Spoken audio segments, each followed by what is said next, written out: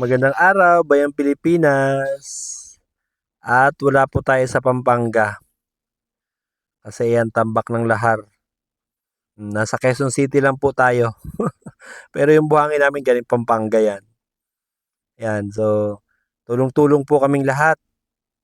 Yung mga empleyado namin, iba-ibang kulay ng uniform, iba-ibang designation. So color-coded po sila.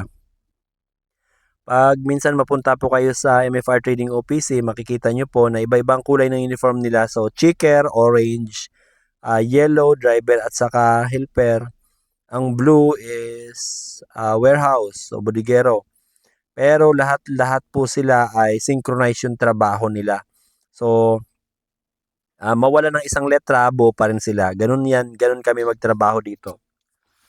So lahat ng empleyado namin, gamay yung mga trabaho ng mga kasamahan nila o wala sa designation ang trabaho dito kasi yung checker namin dito nagbubuhat, nagkakarga, bodigero namin dito nagmamaneho, pahinante naglo-loader, driver naglo-loader, nagtatabas ng kukulamber.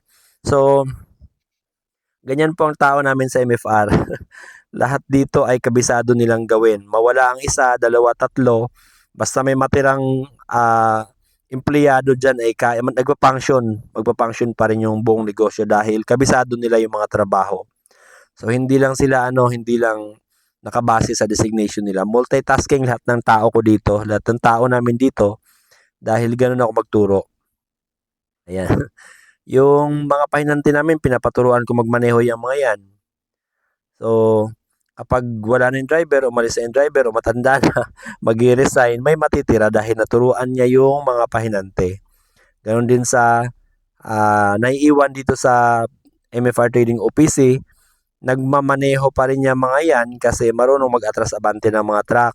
Magpapasok sila ng truck, magkakarga, maglo-loader, at hindi sila umaasa doon sa driver at pahinante lang na nagkakarga. Pati checker talaga namin ito nagkakarga. Supervisor namin dito naglo-loader. Ganyan kami dito, ganyan katikas ang mga empleyado ng MFR Trading OPC. So mabilis kami dahil hindi kami naghihintayan dito. Kung sinong available ay magtatrabaho nung trabaho ng iba. Ganun kami gumalaw rito. So, ayan, kapag may truck na bakante sa labas, kaya naming kargahan yan na natira lang ay checker at saka supervisor. Dahil marunong magmaneho ang checker, marunong mag-loader ang supervisor, at kaya naming mag-function kahit kulang-kulang.